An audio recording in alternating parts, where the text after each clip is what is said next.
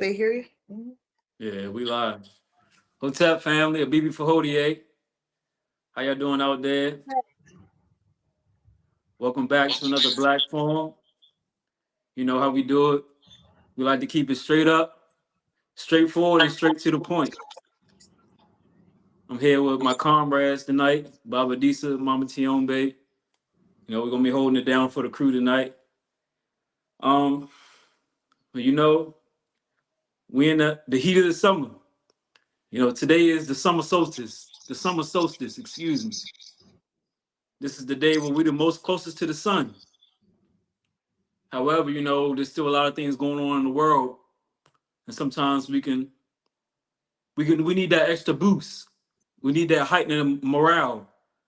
Um, so I mean, how y'all feeling today, comrades? What's on your mind? I'm feeling good. I'm feeling powerful. I'm feeling strong. How Okay. you feeling, King? I'm feeling great. We've had, you know, one thing about this world, man, is it's always something going on, and a lot of things are just, we got to get back to our cultural natural selves, and that's what I see. That's a lot of people are struggling with, and but other than that, I'm good. I'm strong. I'm vibrant, and my spirit is always in the right place. How you feeling? For me, Yeah, oh, how I'm you doing all feeling? right. Yeah, I'm doing all right. Like it is a lot of things going on, but the transition is good though. I Yeah. believe the transition is good, and like the way my mind is focused, like I do be having peaks and valleys. But for me, I like to always just stick with my routine because that's what carried me through. I'll be having my times where I feel like I'm flying high, and other times where I feel like my feet dragging on the ground. But for the most part, people really can't tell too much.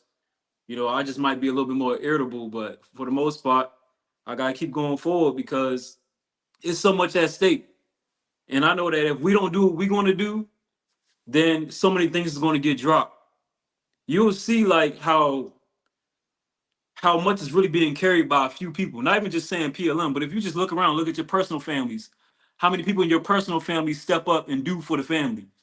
Not saying people don't care, but a lot of people don't go that extra mile. So that's what keep me motivated because I know that if we stop, if the few people stop, we really going to really see how many people actually care. So that's kind of what keep me driven for real. That's kind of what keep me driven. But I wanted to ask y'all about that tonight, as far as about like morale. Because I feel like, that's what get out people is the endurance. We may not be knowing all what this lifestyle take or everything that come with it. We just be like, Jesus take the wheel. Well, whole time, Kodak Black and say, you don't even believe in Jesus. Why you got Jesus plead? Like that's how I be, like why we asking or why we feel like, that energy, it hit us sometimes. Like we need an extra kick, but we don't always know where it's gonna come from. And when it look dark, sometimes we just go in the corner because it's be like it's dark. I'm not feeling it. Like, so for y'all personally, even people that's out there, on the internet, it may not be here physically, but weigh in, how do y'all keep yourselves like y'all morale high during these times? Because that's how we gonna win the war. Like we gotta keep our morale high. But asking y'all comrades, like how do y'all keep y'all morale high?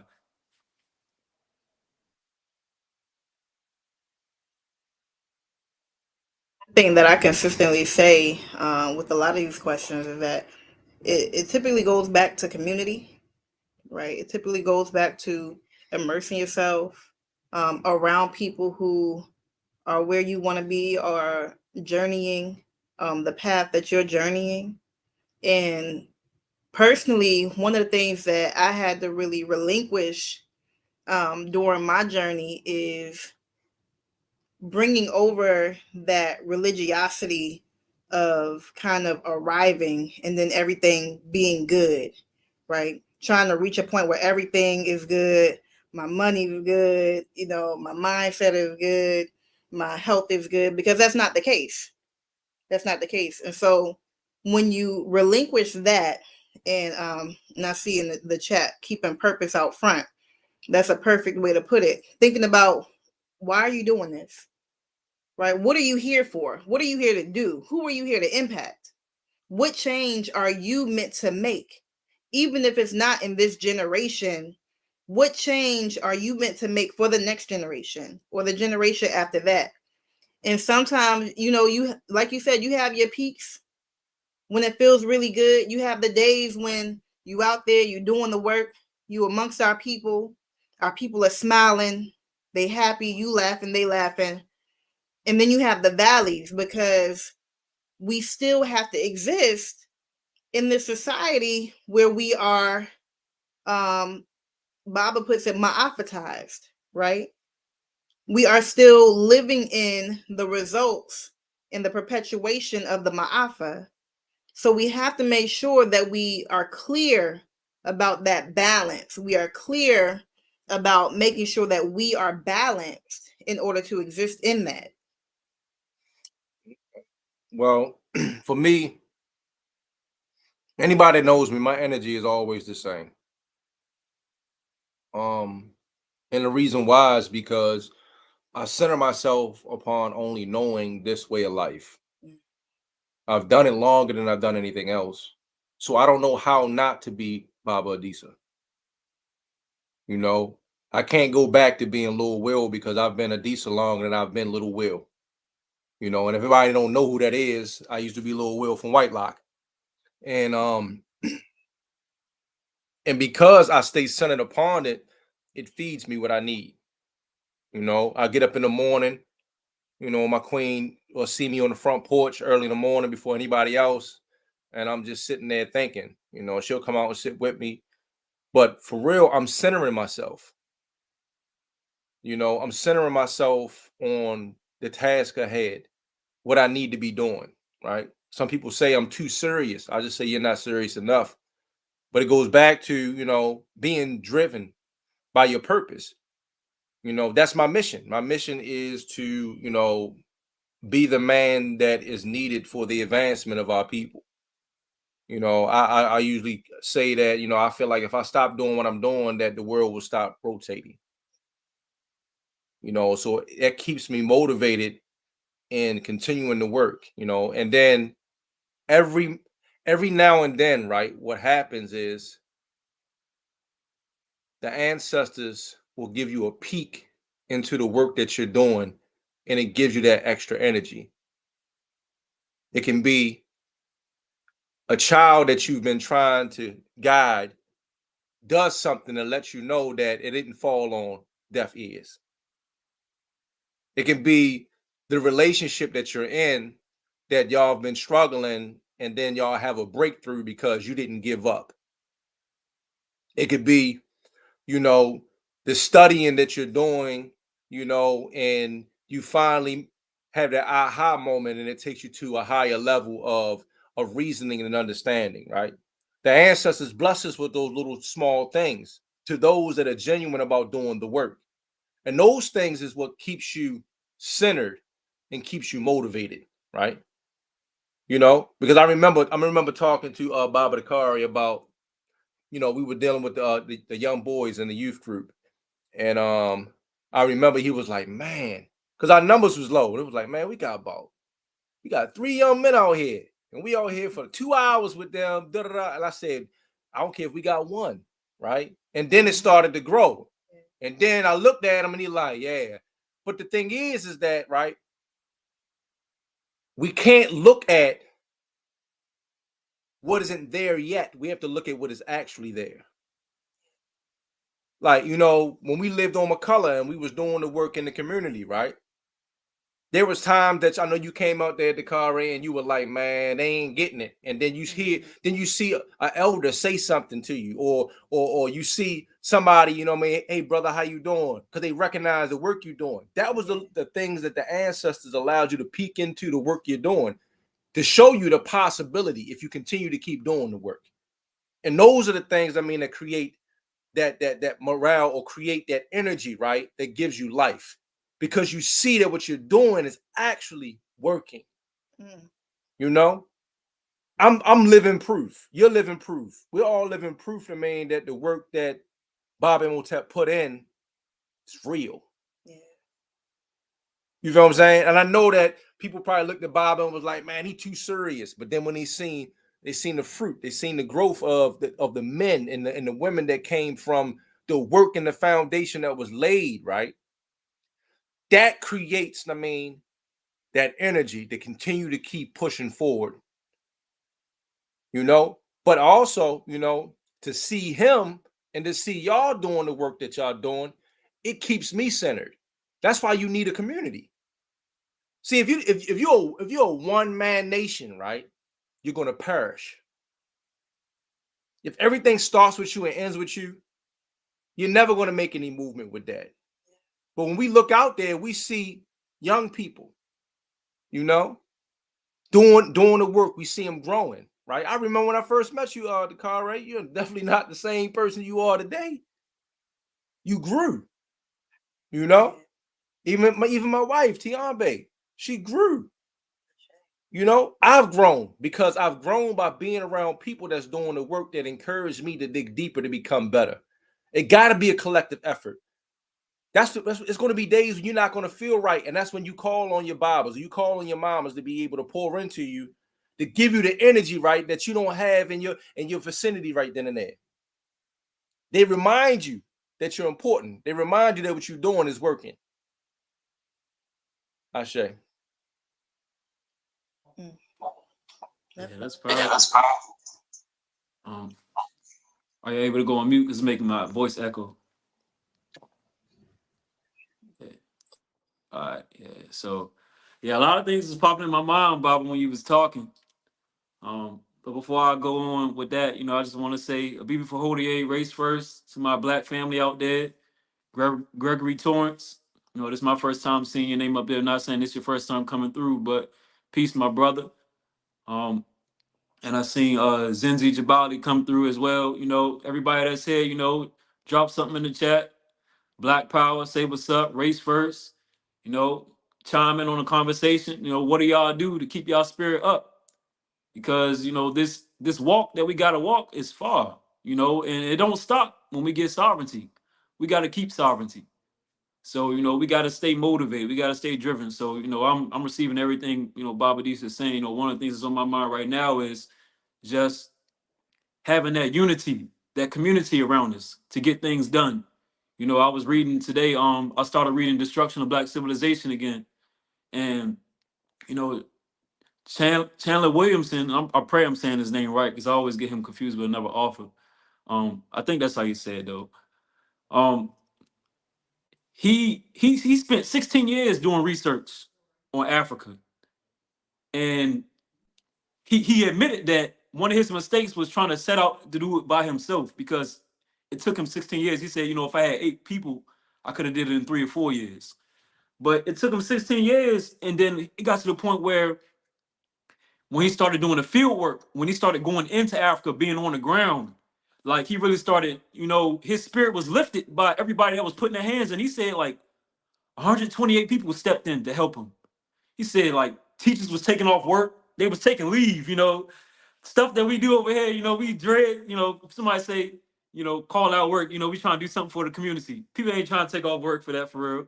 But, you know, people gladly, you know, stepping in to help Chandler Williamson, you know, do his research on the continent to really get what's the true story of what happened to us. How did we fall? What was we doing before people invaded Africa, you know? And so when we get the destruction of black civilization, what you're seeing is all these people's effort. You know, all these people effort coming in, you know, those college students that help verify this information, you know. Okay, cool. We at Oxford. We're gonna verify what you're saying. We're gonna stamp it to see if it's true. And we're gonna tell you, you know, you gotta go do some more digging. So when you see his work, all them people is in there. So it's the same thing, you know, when we look at us being able to keep our spirit high, you know. At any given moment, one of us got to step in and we got to facilitate the black form, you know. That wasn't my plan today, you know. It'd be times when Baba Disa do it, you know. It's gonna be a time when Mama Tiombe do it, you know. We gotta always be ready because we got our ancestors behind us, lifting us up, propping us up, and pushing us up. And that's the whole thing about being African, being black. Um, we have that communal spirit that helps to keep us high because most definitely, if you by yourself, it's like you know you're gonna be drying out. You'll be hanging out to dry because we're not meant to be on our own. And I seen Bob was putting some stuff in the chat. Did y'all catch what he was saying? Are you able to bring it back up again, Bob? I can see it. I can yep. So Ubuntu, we must recognize the essentiality of one another's existence. We are necessary to one another. The group dynamic is the ultimate dynamic, and we must be willing to struggle for togetherness. And that's so true. That's so true. Um, Community. That's what it is. That's where we thrive. That's who we are as African people, right? We don't exist in a silo as African people. I need him. I need you, right? I need the mamas. I need the elders. I need the watoto, right? I need each and every component of community. Each and every component of community is vital to my very being, is healing to my very being. Even in the context of how to keep your morale up, right? Being able to be amongst my comrade is a morale lifter right there, right? You know how it is. You done had a long day. I know I'm fussing at this one. He fussing at me, I'm fussing at him, he fussing at me, I'm fussing at him. Then we get amongst community, and there we are. There is peace in the midst of whatever storm might have existed before then. And that's whether as a compliment or even as an individual, you're able to find peace in Ubuntu. Ubuntu brings peace to you, peace to your spirit. Ubuntu brings growth to you, growth to your mindset. Ubuntu is what fertilizes and cultivates all that you are and brings forth that fruit. And it does take time. It takes time for you to see that fruit. One thing I was thinking about as y'all were speaking earlier is the fact that I'm trying to get my green thumb on, right? I want to become self-sufficient, right? Now, when you plant that seed, I remember when I first planted my seeds, I put them in there, put the soil on, and I'm looking every day. I'm just waiting. I wake up, I bought a grow light and everything, and I was just waiting for that first little sprig. And I was so impatient because I wanted to see some fruit happen, right? And my starter pods, the 2-year-old knocked those over, right? That ain't nothing but destruction coming in and to shift my efforts, right? But I had to persevere the same way that you got to persevere as an African in this society. Something comes over and tries to knock over your effort. And so I did it again. This time I put the stuff outside. So you can't touch it, right? And I'm looking about every day. I'm looking like, oh man, let me see what I got. I started seeing the mint come up. I'm like, okay, I got me a little mint. I got one little okra out there. One is one okra sitting there. I can't really do nothing with it. Can't make a soup, can't make anything, but it feels good to know that the seed that I planted resulted in fruit. So even if you are planting a seed that results in one fruit, eventually that fruit is going to bear additional fruit. Those 3 boys that you start off with are going to yield additional fruit and more will come. And furthermore, the impact that they have from what they're learning is going to be exponential. You starting off with 3 boys. Imagine they telling 3 other boys who tell 3 other boys. And for each one of them, it might seem like it's only 3 people. But what happens after 10, 20 years? What can happen to us as a collective if in the spirit of Ubuntu, we create that level of growth? Okay. So I'm looking at this quote, and what comes to me is a lot of times we don't look at the importance of togetherness, right? And what it produces. There's a circle of birth that happens: self, family, community, nation, right? But the thing is that we look at what comes first, what is essential, right? With a community, right? People are brought into this world that are in a stable environment that is structured to help guide them towards success under that culture. There are collective families that work together to rear those children into that reality, right? Those children grow to invest into the community by developing and building families inside of that community. and the community expands in that process, right? Tiame brought up when we get around the comrades, how we become energized, right? You know, me and her, we might have some disagreements because the world is constantly trying to attack us, right? And I'll have a conversation with a Bible or a mama, and in that moment, right, I realized that what we were going through wasn't that important to overlook what we have. In that moment, I mean, I recognize what I could have did different or did better, because I'm around a Baba that's a father, that's a husband, and we're talking and we're getting that type of culture that's being stirred up. That's how you re-energize yourself, right? But some of us, we run from community. You know, Baba Mutap talks about proximity, right? Proximity scares people because you're exposed. Whatever you're hiding that you don't want people to see, that you're not strong enough to work on, it will be exposed if you spend enough time around people.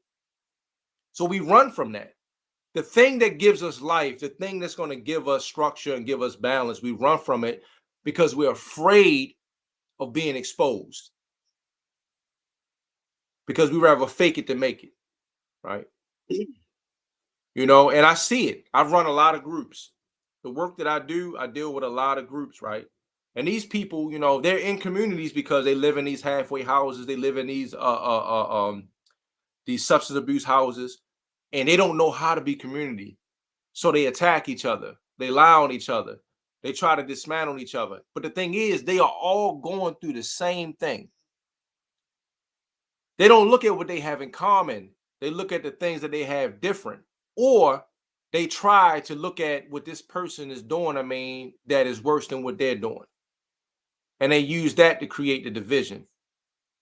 When I talked to them, I said, if y'all work together, y'all can get a lot more done. Right? We got to find a way to be able to fight for that togetherness, to come together. That's going to build the energy, right, for a person to want to stay around. You know? Because there's times, I mean, I've seen some of my comrades, you know, because I got to do this and do that. And then they come to an event, and when they come there, they forget about all those worries in the outside world as they enjoy the space that they have. And they start to smile, they start to dance, they start to laugh, they start to build. We had some comrades we were talking to. Well, we had a couple that we were talking to, and she was struggling with something. And when she opened up, the community poured into her and gave her some ideas, and she felt better. I wasn't looking at it like that. Thank you. But she would have never got that if she would have kept all that stuff inside and hidden into herself. We choose to be alone. That's a choice, you know?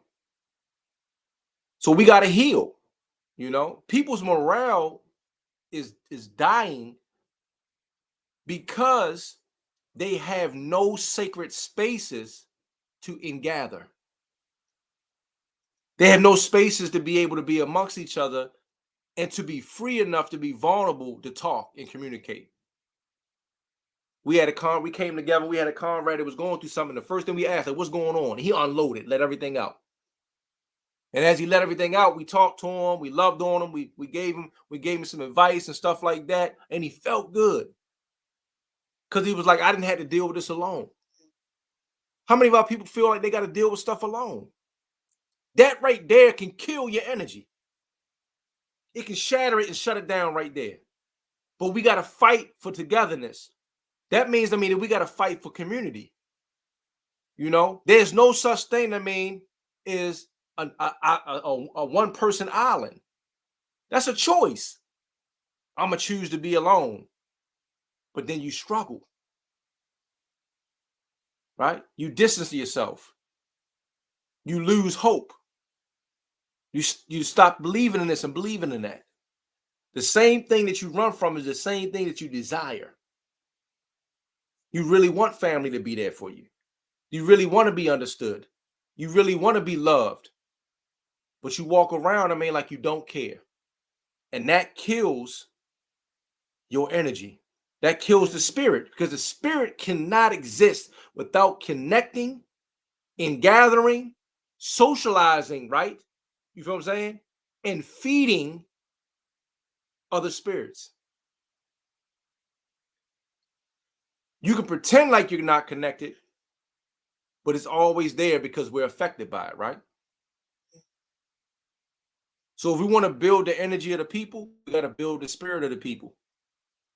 And the only way to build the spirit of the people, we have to create sacred spaces for us to gather to be able to do what is needed to heal, so we can bridge the gaps that we allow this culture out here to create. Ashe. That's right. Cause we ain't have TV. That's a pretty new invention, and we was good. We was most definitely good. It became a distraction once people started getting conflicted, like, oh, what we want to choose, the white way or the black way. But before getting exposed to that stuff, we had music, we had our stories, we had each other, we was good. And then we had the spirits. The spirits always came and gathered with us. And that's what gave us that extra boost. You know, you're going through a situation and everybody in the room is upbeat dancing. Like, I went to a comb not that long ago, and I'm there, like, I'm looking at the youth. The youth was all the way engaged. Nobody was on their phone. Like, even some youth that you may think they should have been up dancing, they was at least sitting down singing, like genuinely singing. I'm turning around like, dang, she really singing that song. Ain't nobody saying, girl, you better sing. She's singing, like, for real. I'm like, but that's the spirit of people genuinely being in a community and valuing that place. Like, and I feel like that's the morale. Like, people, like, everybody's up dancing. Oh, dang, why I'm not dancing? I want to get up and dance. Like, and that's how I be. And so I just think that ritual is extremely powerful. It's extremely important. That's one of the things that Mama Rimba Ani talk about is the power of sacred time. Because that's what takes place when we get in that circle and the energy is just bouncing off one person to the next, whether somebody cracking jokes, you know, or somebody just we playing a game, or we playing music, or we just spending time sharing wisdom. That's just how the energy get built. And so I just believe that morale is extremely important in this fight that we have, because we got to keep moving and we can't stop. We can't stop. And so one of the things that Baba spoke about is that it's linked to purpose. That's another thing, because sometimes you got to be the person that's going to bring that extra energy. It may not come from the next person. Sometimes you got to go within yourself. And I think that's another thing that's very important for us to look at is the morale that comes from inside of you personally.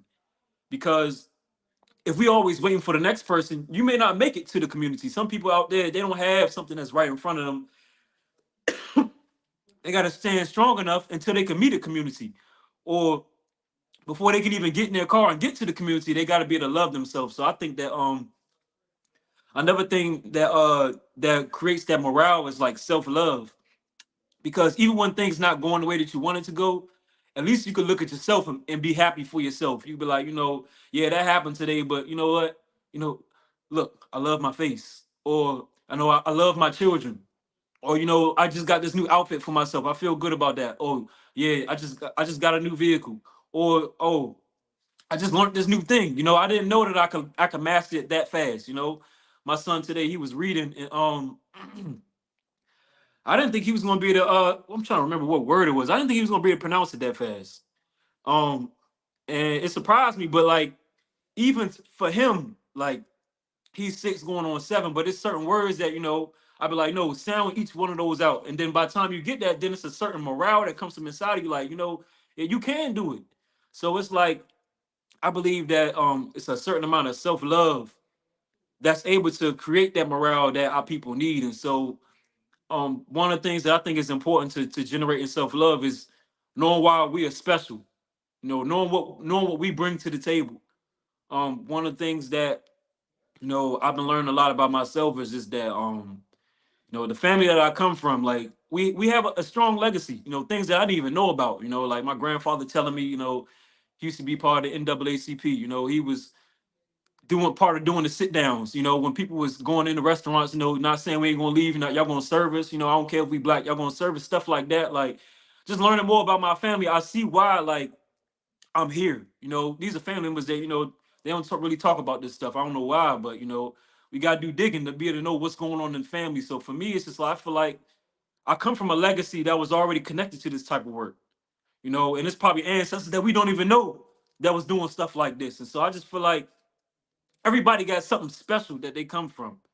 And I think that also helps to give that extra boost of morale, because when we look out into the world, sometimes I feel like we can start comparing ourselves. We be like, I don't got what that person got, and we start dwindling down. Nobody may not be able to see it, but you may feel something on the inside like, dang, I can't do what they doing. Okay, but what you got? It's always something that you got that somebody else don't got. um, so I mean, for me, that's kind of like what kind of helped me stay centered within myself, despite a lot of things that be happening. Is like I feel like this year really been teaching me a lot about like self love. So for y'all, like, what would y'all say as far as in regards to loving yourself? Like, have you ever felt like y'all struggled with that? And how did y'all how did y'all step into that new level of self love? Because I know it's never like a straight line. It may be things that somebody may poke at. You may feel good in one area, then somebody say something about you like, oh, you look like you lost weight, or oh, you look like you gained weight, or oh, I thought you was good at this. Somebody may say that, and they don't even know that they just really poked at something inside of you. So for y'all, like, that whole journey of staying uplifted, no matter what happens, no matter what somebody say, how's that process for y'all, and what keeps y'all rooted in loving yourself? Um, I always tell people like I didn't start liking myself until I was 25. Right. I got locked up when I was 17. I came across the culture. Well, I met Bob Imhotep and came across the culture, you know, roughly around when I turned 18. And even when I was studying and stuff, I was excited about the information, but I still didn't like myself. And I remember when I started to like myself, then I started to being able to grow to love myself. Right. And I didn't love myself because I was different, right? Um, being light skinned, how my hair is, and all that. Um, you aren't always accepted because you're different, right? Um, and I found myself not liking myself, but through not liking myself and not loving myself, I started to attack people. And that's how I acted out. I couldn't say that I didn't like myself, I didn't love myself, so I just acted out.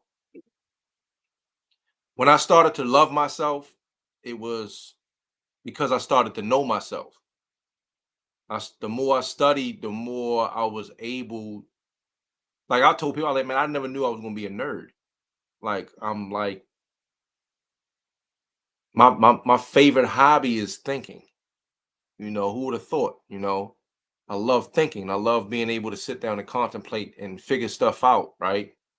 And the more that I grew, the more that I discovered things about myself. And I was like, I'm a good person. I'm a good dude. And I was like, man, I'm a great person. I'm a great dude. And then next thing you know what I mean, I'm like, man, I love myself, and I'm gonna be unapologetic about loving myself. And the more I grew into that, the more I was able to accept me. But the crazy thing is, the more I was able to accept me, the more I was able to accept us. Because that was one of the hardest things, not being able to accept myself. It made it hard for me to accept our people. It made it hard for me to accept my family in a lot of ways, because I was struggling with my own identity. But once I was sure about who I was, I fight for our people. I fight for our people because I love myself. You can't say that you love African people and you don't love yourself. it's not going to exist. The love that you have for other people has to come from somewhere, and it has to come from in here, right? And I told myself, if I was going to do this work, I was going to do it from here out. But it was a struggle, you know. I grew up in West Baltimore. I grew up, in one of the most dangerous areas in West Baltimore. And I was always fighting to prove myself. But it wasn't me fighting to prove myself to other people. I was fighting to prove myself to myself. You know, I wasn't scared of anybody else. I was scared of not knowing who I was. You know, and this worldview gave me the opportunity to meet me. And anybody that knows me, right, can't separate me from this because I walk with it so intertwined. And it's because I love our culture, I love myself, and I love our people. But first, I had to start to appreciate and love myself.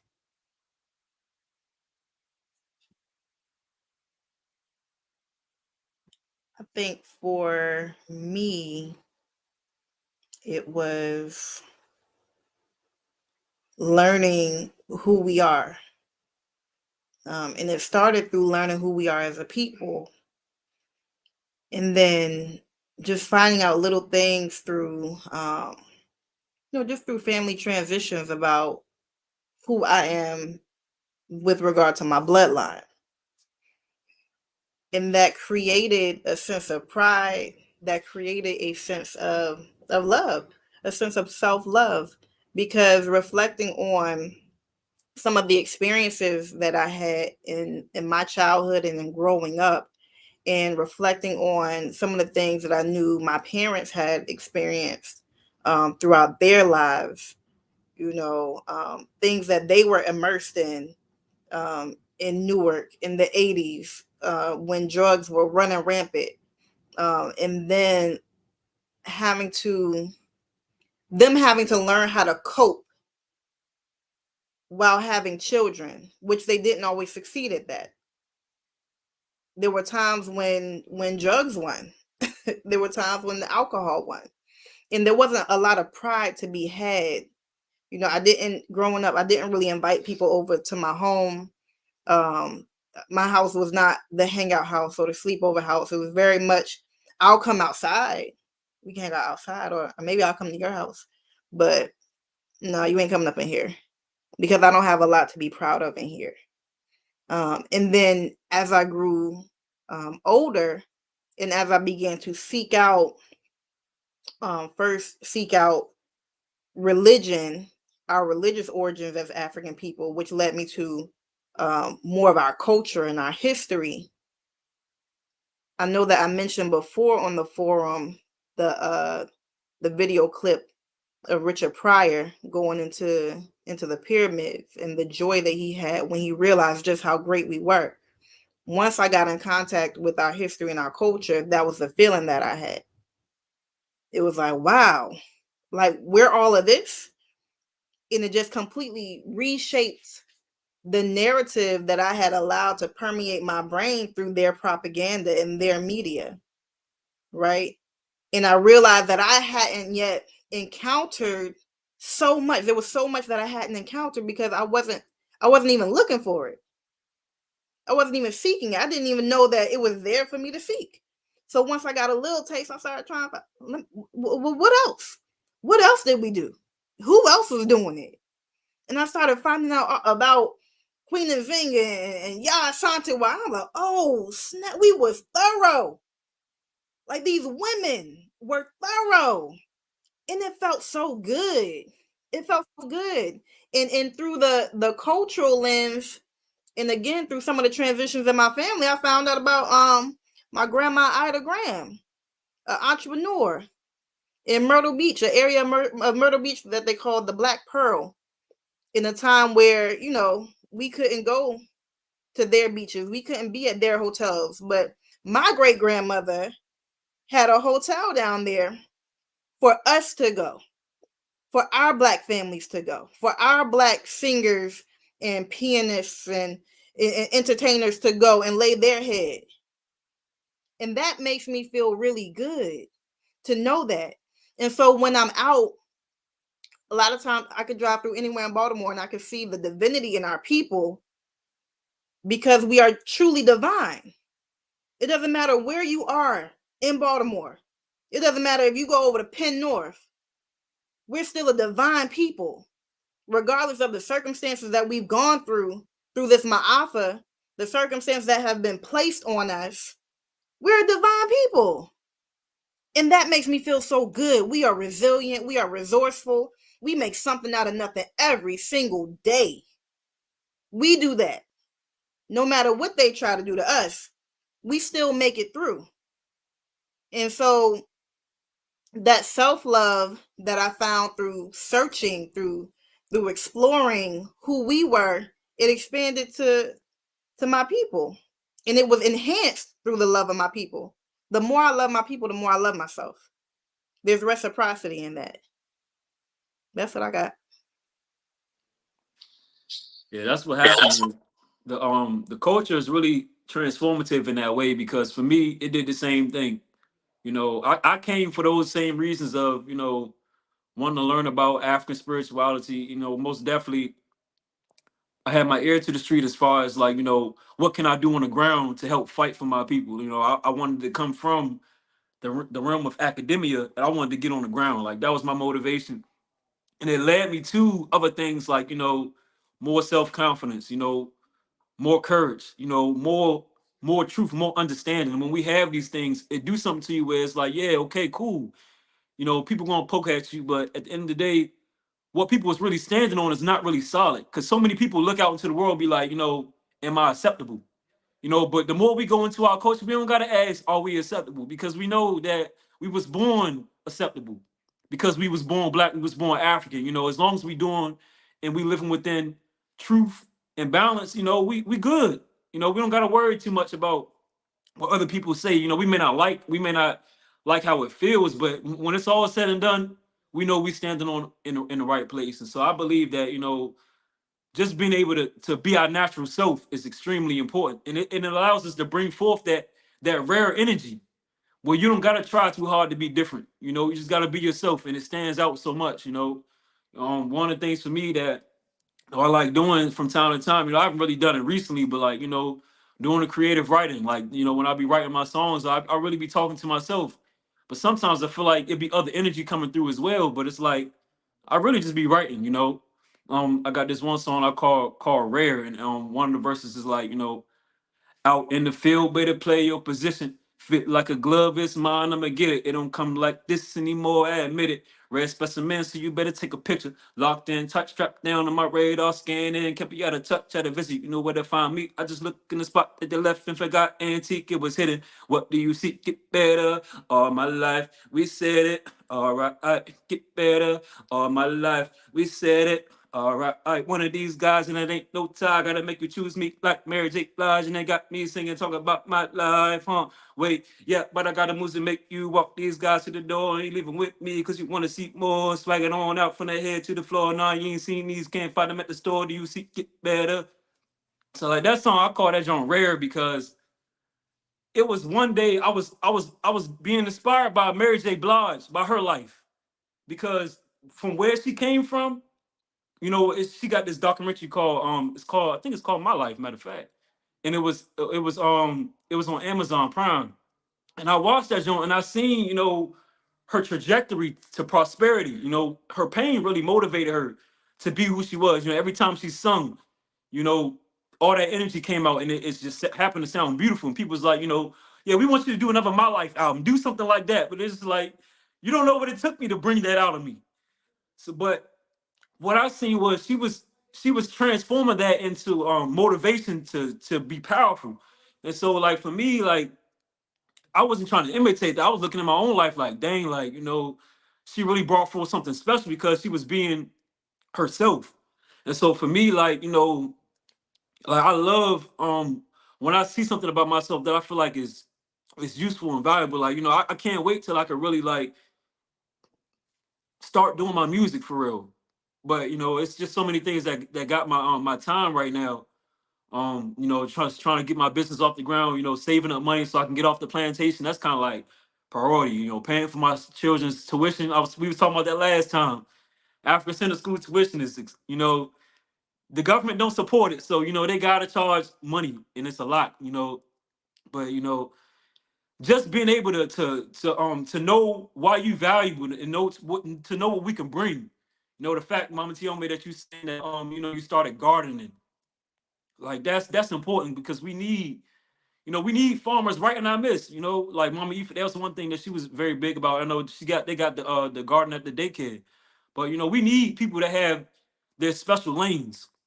And so, that's why I started out in the verse talking about out in the field, better play your position, better play your position, fit like a glove is mine, I'ma get it. Because everybody gotta know what's theirs. And then you gotta go get it at that point, and then when everybody playing in their specific lane, we got a whole circle of just ballers. And I feel like that's how it's supposed to go. I feel like that's how we keep the morale high because if any other person get tired, somebody can always step forward. You can never chop off the head of the monster because this monster don't sleep. When somebody it's time for somebody to go to sleep, the person pop up. You thought we was down, but really we coming back up the hill. And I feel like that's how I work. That's how I work. And I feel like that's the key to morale is just, self-love. Most definitely is community, is spirit, and most definitely ritual. That's extremely important. Um, One of the things, that's really been motivating me a lot as of lately is just being able to get direct responses from the ancestors, like really like coming and speaking, me asking questions and then going into a meditation and really receiving an answer. Like that stuff is motivating for me. I'm just like, like yeah, we call on their names, but they can really respond to you. They can really talk to you. Like, to me, that's like, we really not fighting by ourselves. They really gonna carry us. They really gonna fight with us. It give me extra energy. And so I just think that's the whole reason why our ancestors created rituals. Earlier today I was watching this one thing about a manhood initiation for the Ivory Coast, and they had a whole system of how they get the men prepared. But one of the things that they have like a lot of symbolic things that they do to get the men prepared. Like one of the things that they did, they made this one formula of mud. They made the mud stink real bad, and they wiped it all over the boys, and it was like you can't take a shower until we say so. And, but they did that to make sure that they knew how to endure and to overcome obstacles and being uncomfortable because you hate how it smells, but you still got to be a man. And so that was the whole point. We're gonna wipe all this all over you. You smell all of that, and you ain't gonna take no shower, but you still gonna follow all these instructions that we got for you for the rest of this initiation.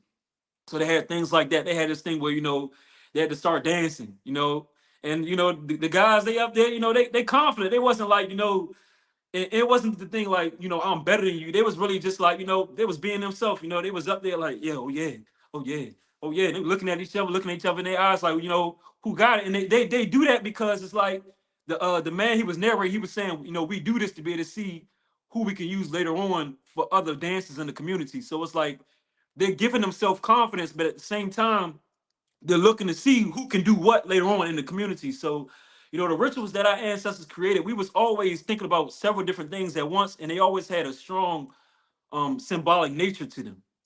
Um, and so that's what I love, when I look at our culture because rituals is extremely important. Those are the things that really keep us standing strong and bonded to what it is that we have to be and what it is that we have to do. Um, and so I just think that's something that I just want to, some people to be able to speak on. If you out there in the audience, what are some rituals that you do? What are some rituals that you want to learn how to do? That you feel that is important to you, that you want to learn more about? What are some things that you feel like organizations should be teaching the people? Um, one of the rituals that I really love that we have done before as PLM is the manhood in the woman celebrations. Because similar to that initiation thing, where the guys is up there, they dancing, the woman was singing the songs, the guys they dance, they competing a little bit, but at the same time, the men they got to come together, and we got to figure out a way how we're going to honor the women, And what it does is it forces you to be creative. You know, if you shy, it forces you to kind of come out that box because everybody gonna be looking at you that day. You might have a role when you up there standing up there by yourself, and you gotta be up there. You can't be shivering because you up there. You gotta your woman might be over there. You know, your wife might be in the crowd. You can't be all up there all timid. You know, you gotta be ready to be like, yeah, we love y'all. You know, we doing this for y'all. Even if you sound a little bit funny, you know, you gotta be up there confident. So I feel like communal rituals, like they force you to kind of get out your comfort zone, and then also it teach you something about yourself. And then it also has that other factor of, you know, keep your morale high.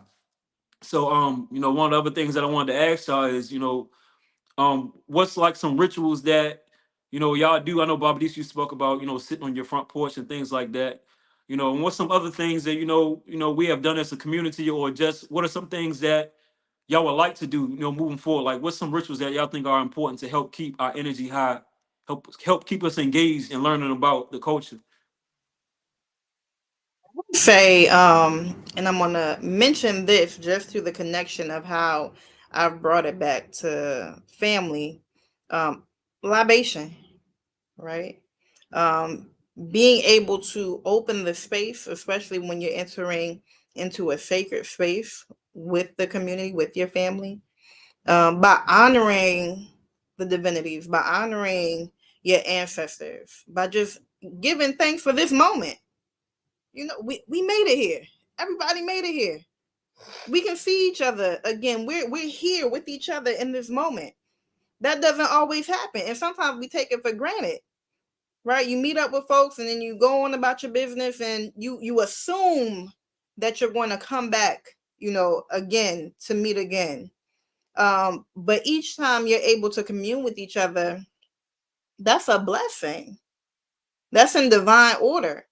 So libation is extremely important, and it's something that I've learned to bring even to my family, right? So I can pull out a plant and start pouring some water into a plant and calling on the divinities and things like that around my father and around my brothers. And they might not, you know, they might not call anybody out. They might stand there in respect, but they've come to know what it is, its purpose.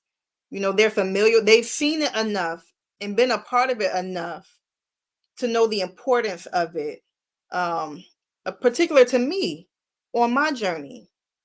Now, as I've continued to evolve throughout my journey, I've seen, you know, little shifts, right? So maybe right now my father might say Ashe, right? He called me up one day. He was like, hey, what's that thing that you be saying when y'all pray and then y'all finish up what y'all say at the end? Ashe. Yeah, Ashe. See, that's what she be saying when she pray.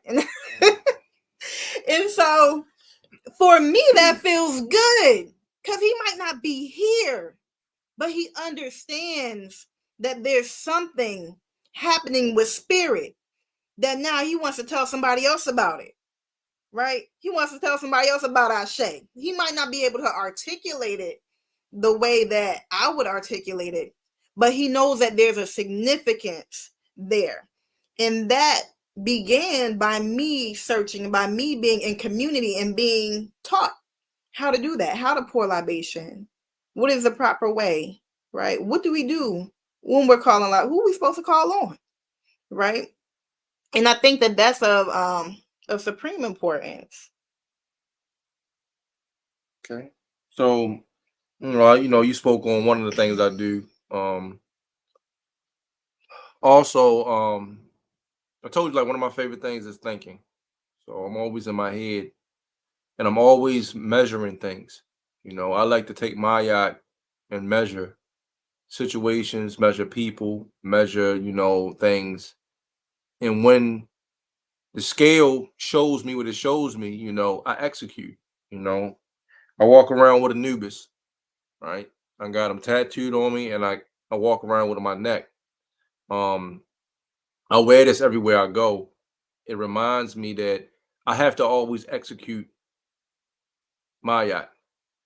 I have to always uphold it. I have to always protect it, and I have to always defend it everywhere I go.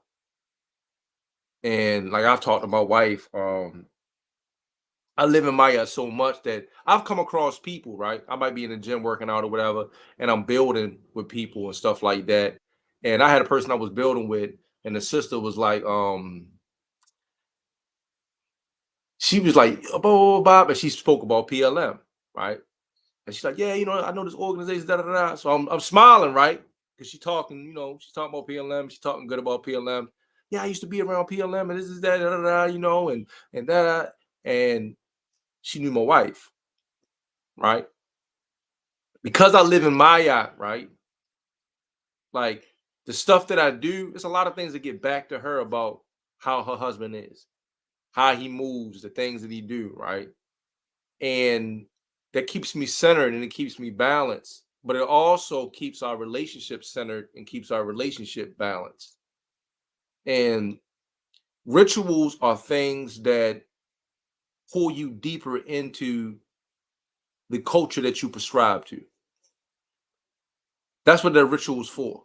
Me going out in the morning and sitting there and meditating, I'm thinking about my life, I'm thinking about my responsibilities, I'm thinking about my day, so I can move in accordance with Maya, move in accordance, with our way of life, right? My rituals aren't things, that aren't tied to our culture and our way of life.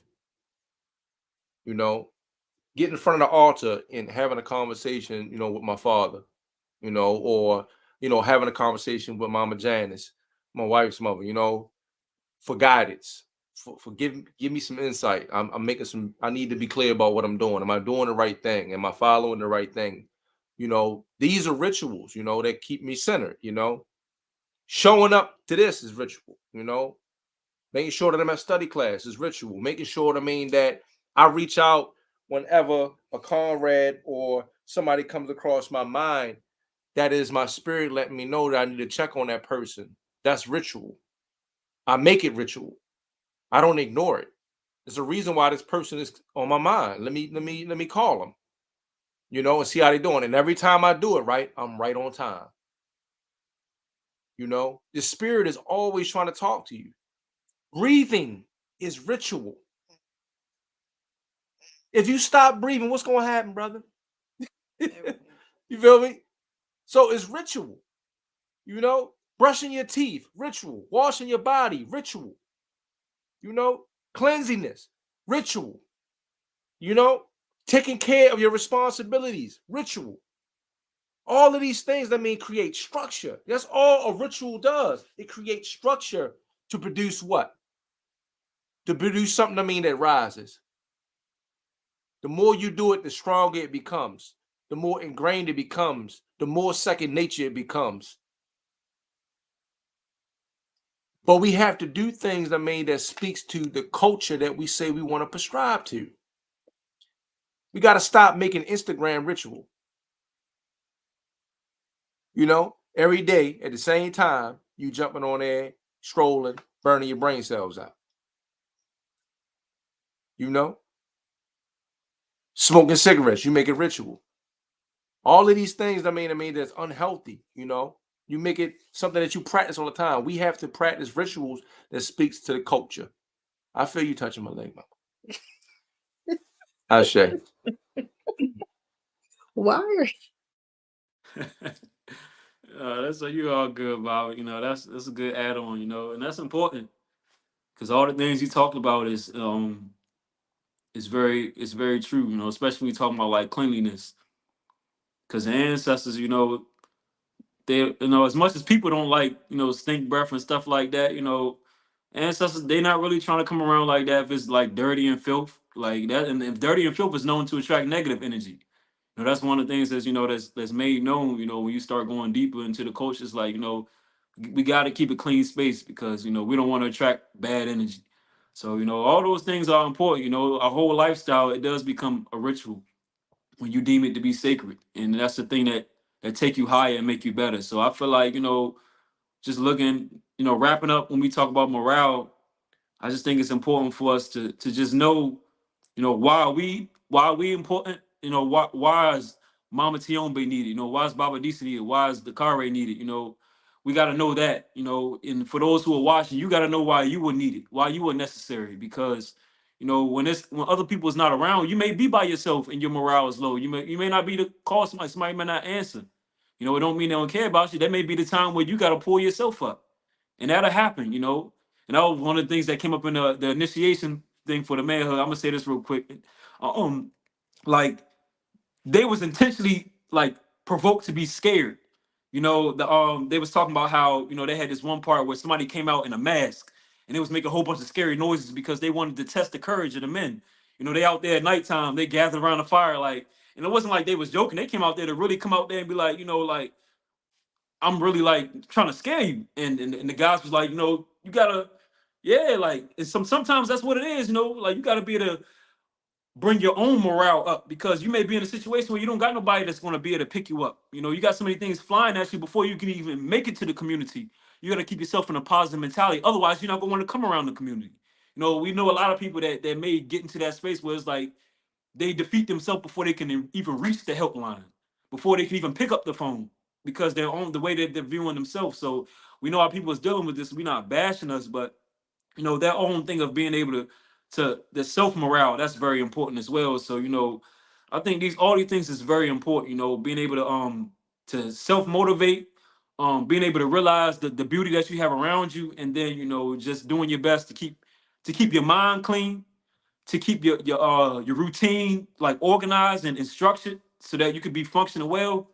And most definitely just having that purpose always dangling in your face. You know, what's the long term goal? You know, if I stop doing this, you know, will I really be happy with myself? You know, I think these are all things that's important when we think about morale, and we need morale. So you know, I'm really gonna uh want to wrap it up with that. Yes, brother. You know, want to make sure you keep those things off the ground. You know, to your best ability. As soon as you drop them, pick them up. You feel me? As soon as you drop them, pick them up.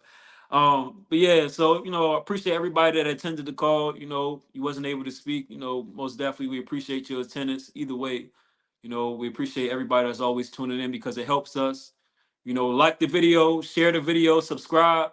All these things help us to keep doing this work for our people. You know, help more people to be able to get exposed to the knowledge because at the end of the day, this is about all black people. You know, being able to get to a better place. That's why we fighting. Um, so, you know, is there anything else my comrades want to say before, you know, we shut it down? Well, I say, BB for Hodier. a BB for Hodier, a BB for Hodier. See y'all next time. Race first.